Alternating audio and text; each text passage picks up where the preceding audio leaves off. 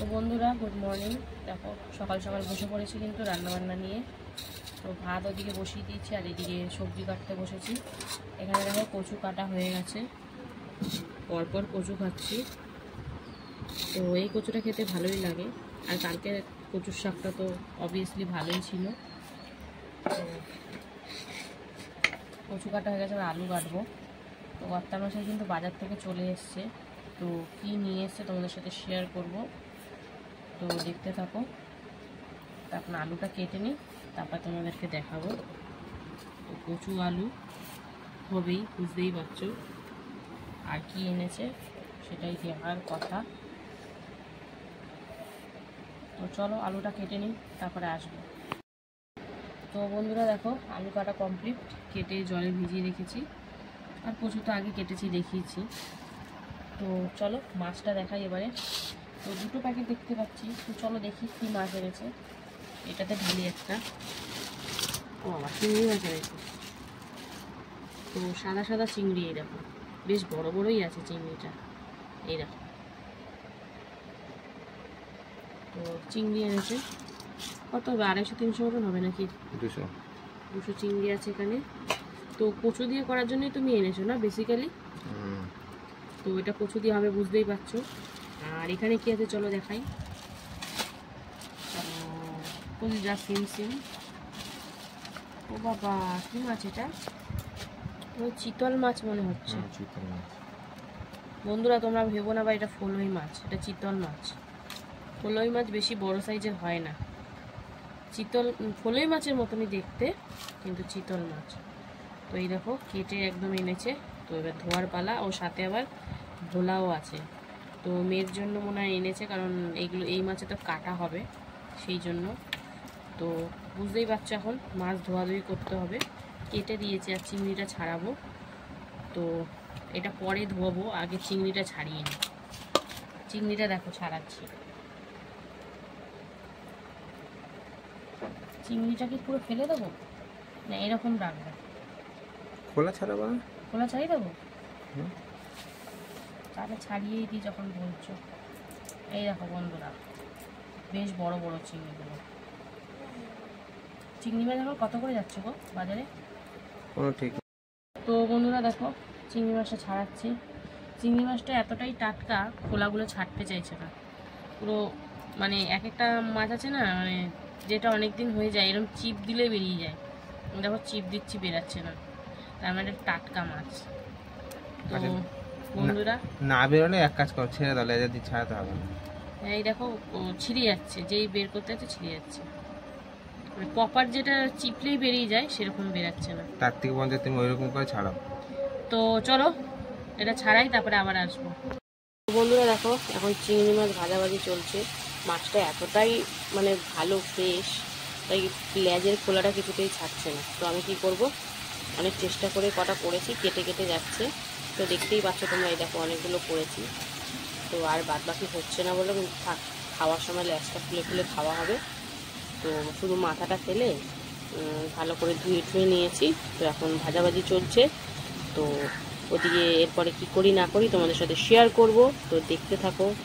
তো বন্ধুরা দেখতেই পাচ্ছ চিংড়ি মাছ কিন্তু ভাজা হয়ে গেছে। এর থেকে বেশি ভাজলে কিন্তু রাবার হয়ে যাবে, মানে শক্ত হয়ে যাবে। তো চলো চিংড়ি মাছটা নামিয়ে নিই, তারপরে কি করি শেয়ার করব, তো দেখতে থাকো। তো বন্ধুরা চিংড়ি মাছ ভাজা হওয়ার পর নামিয়ে নিয়ে তারপরে কড়াইতে আর সামান্য তেল দিয়ে জিরে ফোড়ন দিয়ে এখন আলু আর কচু ভাজাভাজি চলছে হালকা করে। যেহেতু চিংড়ি মাছ দেবো, ওই জন্য পেঁয়াজ রসুনের কিন্তু কোনো বালাই হবে না। তো আদা জিরে কাঁচা লঙ্কা টমেটো এইসব দিয়েই হবে। তো দেখতে থাকো কেমন রান্না হয় না হয়, তোমাদের সাথে সবটাই শেয়ার করব।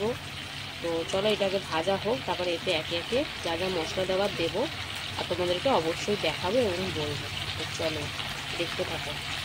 বন্ধুরা কচু আলু ভাজা হয়ে গেছে। এরপরে এতে টমেটো, তারপরে হলুদ গুঁড়ো, জিরের গুঁড়ো, ধনিয়া গুঁড়ো, আদা বাটা, সাথে কাঁচা লঙ্কা সব দিয়ে কিন্তু এখন কষাকষি চলছে।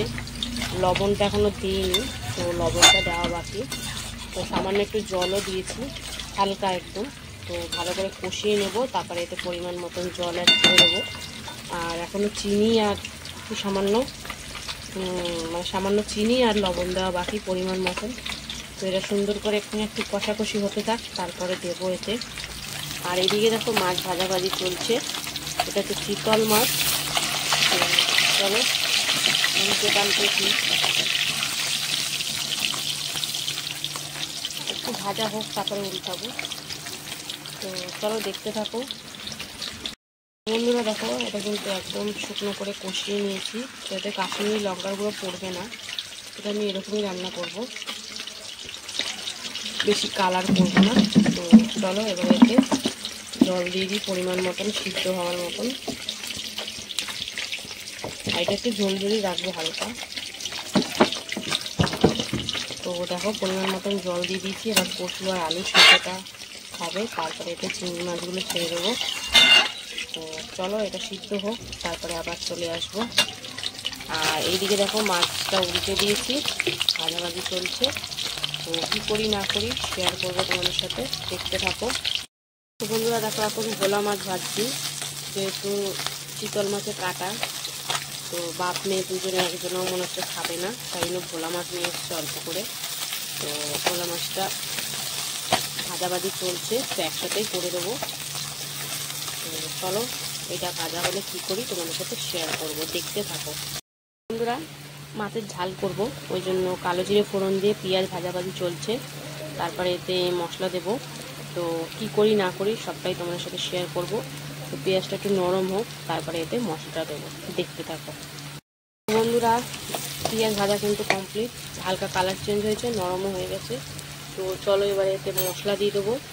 তো এটা দিচ্ছি টমেটো, জিরে, আদা, রসুন, ধনিয়া গুঁড়ো, জিরের গুঁড়ো সব একসাথে মিশিয়ে নিয়ে দিয়ে দিবি কাশ্মীরি লঙ্কার গুঁড়ো রয়েছে। তো ভালো করে এবারে কষিয়ে নেওয়ার পালা। আর এতে এখনও চিনি, লবণ আর গরম মশলা গুঁড়োটা বাকি। তো একটু সামান্য ভাজা ভাজা কষা কষা হয়ে যাক, তারপরে এতে একে একে সব দিয়ে দেবো।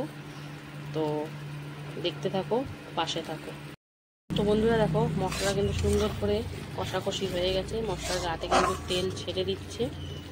এটা কিন্তু খুব বেশি ঝোল করব না, একটু গামাখা গামাখা টাইপের করতে হবে, কারণ ভাল লাগবে না নালে। তো চলো এবার পরিমাণ মতন এতে জল অ্যাড করে দেবো। তো দেখো সুন্দর করে জল দিয়ে দিচ্ছি। তো পরিমাণ মতন জল দিয়ে দিচ্ছি। এবারে ঝোলটা ফুটে উঠলেই কিন্তু এতে মাছগুলো দিয়ে তারপরে গরম মশলা দেব। তো দেখতে থাকো, পাশে থাকো, সব কিছু শেয়ার করব। তো বন্ধুরা এই দেখো কচু আলু মনে হচ্ছে সিদ্ধ হয়ে গেছে, হ্যাঁ একদম সিদ্ধ হয়ে গেছে। এই দেখো কচুটা দেখাই, সুন্দর একদম মোমের মতন গলে গেছে। তো চলো এবার এতে চিংড়ি মাছটা দিয়ে দেবো, ভেজে রাখা চিংড়ি মাছ। তো চিংড়ি মাছটা দিয়ে দিলাম। এবারে দিয়ে দেবো এতে কিন্তু সামান্য একটু গরম মশলা। তো এটা না দিলেও হয়, তাও একটু দিচ্ছি হালকা গন্ধের জন্য, যেহেতু পেঁয়াজ রসুন কিছুই দিইনি। তো সব দেওয়ার পর কিন্তু ভালো করে নাড়া ছাড়া দিয়ে এবার সুন্দর করে 2-3 মিনিট মতন ফুটিয়ে নেব হাই করে গ্যাসের ফ্লেমটা। তো চলো দেখতে থাকো, পাশে থাকো। তো বন্ধুরা দেখো কচু চিংড়ি কিন্তু একদম রেডি। তো ফুটে গেছে, এবারে সুন্দর করে নামিয়ে নেব। তো এটা হয়ে গেছে, দেখতেই পাচ্ছি একটু ঝোল ঝোল রেখেছি, আর এটা একটু ঝোল ঝোলই ভাল লাগে খেতে। তো চলো এটা নামিয়ে ফেলি, তারপরে তোমাদেরকে দেখাবো কি করি না করি। তো চলো এটা নামিয়ে ফেলি, তারপরে আবার আসছি। তো বন্ধুরা দেখো মাছের ঝোলটা কিন্তু সুন্দর করে ফুটে গেছে। তো চলো এবারে মাছগুলো এতে দিয়ে দিই। তো প্রথমেই দিয়ে দিচ্ছি কিন্তু ভোলা মাছ, তারপরে দিয়ে দেবো এর মধ্যে চিতল মাছ কটা। তো সুন্দর করে এবারে ঝোলের মধ্যে ডুবিয়ে দেবো, তারপরে টকবক করে ফোটার পালা। এই দেখো সব ডুবিয়ে দিলাম। তো সুন্দর করে ফুটিয়ে নেব। আর এইদিকে দেখো একটু গরম মশলাও দিয়ে দিচ্ছি। তবে সুন্দর করে ফুটলেই কিন্তু রেডি হয়ে যাবে আমাদের রান্না বান্নাও কমপ্লিট হয়ে যাবে। তো তোমাদের সাথে কিন্তু আবার দেখা হবে খাওয়ার সময়। তো দেখতে থাকো আর সাপোর্ট করতে থাকো। আর যারা যারা এখনো ফলো করোনি অবশ্যই ফলো করে নিও। টাটা। হ্যালো বন্ধুরা, শুভ দুপুর। তো প্রতিদিনকার মতন কিন্তু দুপুরের লাঞ্চ নিয়ে আবারও চলে এলাম। তো আজকের মেনুতে কি কি আছে তোমাদেরকে তো অবশ্যই দেখাবো এবং বলবো। তার জন্য কিন্তু ভিডিওটা প্রথম থেকে শেষ অবধি দেখতে থাকো। ভালো লাগলে লাইক কমেন্ট শেয়ার করে অবশ্যই এখন যারা যারা ফলো করোনি ফলো করে নিও। তো চলো দেখা যাক আজকের লাঞ্চ মেনুতে কি আছে। তো দেখো সুন্দর করে থালাটা সাজিয়ে নিয়েছি। রয়েছে এখানে গরম গরম ভাত, এখানে রয়েছে গাঁটি কচু চিংড়ি, আর রয়েছে ভোলা মাছের ঝাল, আরেকটা মাছও রয়েছে। তো ওটা নিয়ে পরে কথা বলছি। তো চলো বাটি বাটি সাইড করে কর্তামশাই কিন্তু খাওয়া শুরু করে দিয়েছে।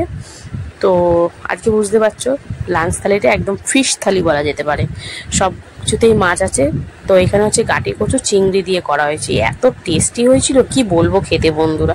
আর কচুগুলো সুন্দরভাবে গলেছে, দেখতেই পাচ্ছ কর্তামশাই ভেঙে দেখালো।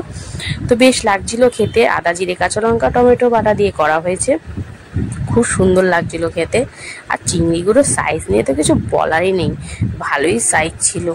তো কর্তামশাই কিন্তু এবার চিংড়ি খাবে। তো চিংড়ি খেতে গিয়ে এখন খোলা ছাড়াতে হবে। খোলা ছাড়ানোর ব্যাপারটা নিয়ে একটা বলি, এর লেজের দিকটা ছাড়াতে গিয়ে আমার আজকে ঘাম ছুটে গেছে, কারণ মাছটা খুব টাটকা ছিল বলে লেজা ছাড়াতে গেলেই মাংস বেরিয়ে যাচ্ছিলো। তাই আজকে অনেকগুলো লেজা শুদ্ধই করে ফেলেছি।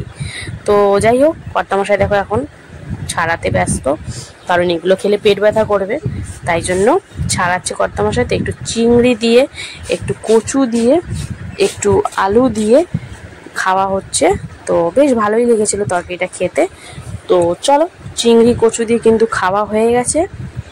এবারে কর্তামশাই কিন্তু ভোলা মাছের ঝাল দিয়ে খাচ্ছে। তো ভোলা মাছের ঝাল আর সাথে আরেকটা মাছ এনেছিল, সেটা হচ্ছে চিতল মাছ। তো ওটাই বেশি কাটা থাকে বলে কর্তামশাই বললো খাবো না, তাই জন্য নিজেই বুদ্ধি করে ভোলা মাছ নিয়ে এসছে। কারণ মেয়েটা খেতেও কষ্ট হবে। আর চিতল মাছ একদম বুঝতেই পারছো ফলই মাছের মতন কাটা থাকে, তো খেতে পারবে না। সেই জন্যই তো ওকে ভোলা মাছের ঝাল একসাথেই করে দিয়েছি। একই ঝোলের মধ্যেই দুটো মাছ দিয়ে দিয়েছি। তো ঝোলটা দিয়ে ভালো করে ভাতটা মেখে দেখো, মাছটা কিন্তু খুব সুন্দর ছিল, ভোলা মাছটা ফ্রেশ ছিল। তো চিতল মাছটা কেমন হয়েছে তোমাদেরকে জানানোর জন্য লাস্টের দিকে আমি কিভাবে খেয়েছি সেটাই তোমাদের সাথে শেয়ার করব। তো দেখতে থাকো।